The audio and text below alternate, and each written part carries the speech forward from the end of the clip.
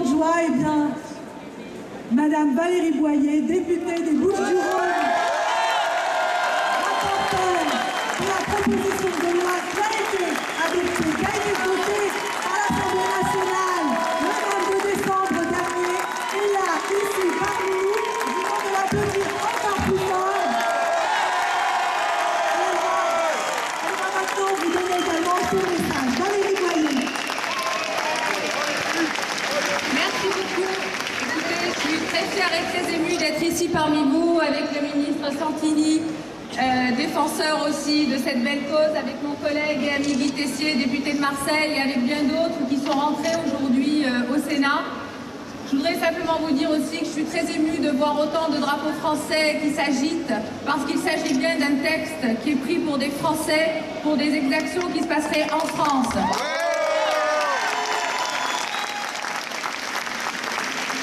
Et que si nous sommes ici avec le drapeau et aux écharpes, c'est parce qu'au pays des droits de l'homme, on souhaite faire en sorte que les droits de l'homme et la dignité humaine soient respectés. C'est juste et simplement le sens de notre intervention. En France, il y a des Français d'origine arménienne comme il y a des Bretons, des Auvergnats et des Alsaciens. Et c'est notre devoir de les protéger. Et c'est pour cela que nous avons pris ce texte à l'Assemblée nationale en décembre.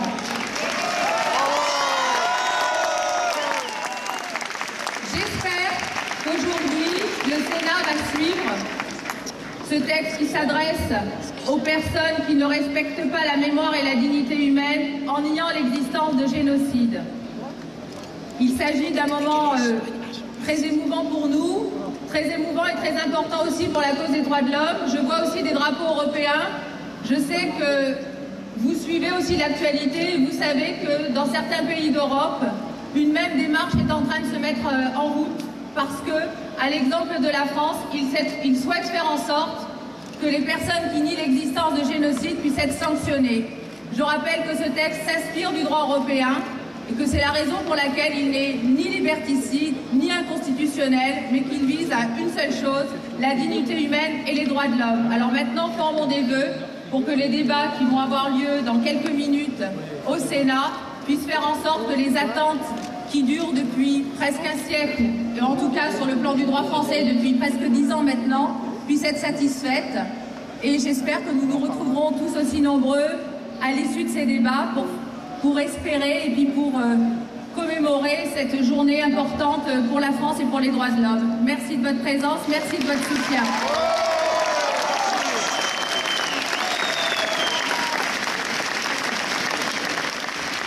Merci beaucoup, Madame Valérie Boyer. On peut encore applaudir son courage quand on a vu la manière dont elle a pu défendre le texte à l'Assemblée nationale. Merci beaucoup.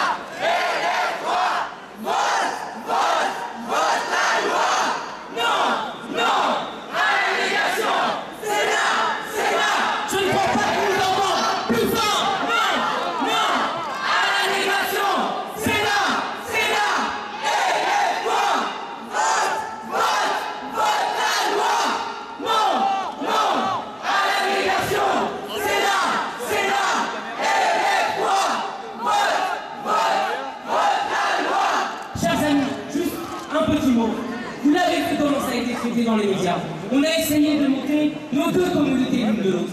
Si certains d'entre vous ont vu les images de la manifestation de samedi, il s'agissait d'une vague rouge, d'une vague communautaire, Donc, cette manifestation qui a été organisée par le gouvernement turc, par le consulat, avec des moyens colossaux, on l'a vu, aujourd'hui ce n'est pas une communauté qui manifeste contre une autre, ce n'est pas les Arméniens contre les Turcs, ce sont les citoyens français d'origine arménienne qui revendiquent la justice, la liberté et la protection de la République française.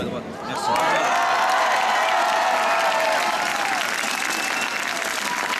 Le négationnisme, comme vous pouvez le voir sur toutes ces affiches, et cet argument qu'on nous donne tout le temps, vous nous empêchez la liberté d'expression, mais la négation du génocide s'arrête là où commence la liberté d'expression. On n'a pas à parler de génocide ou pas de génocide. Les historiens ont déjà fait leur travail et c'est ce qu'il faut qu'on dise aujourd'hui au Sénat.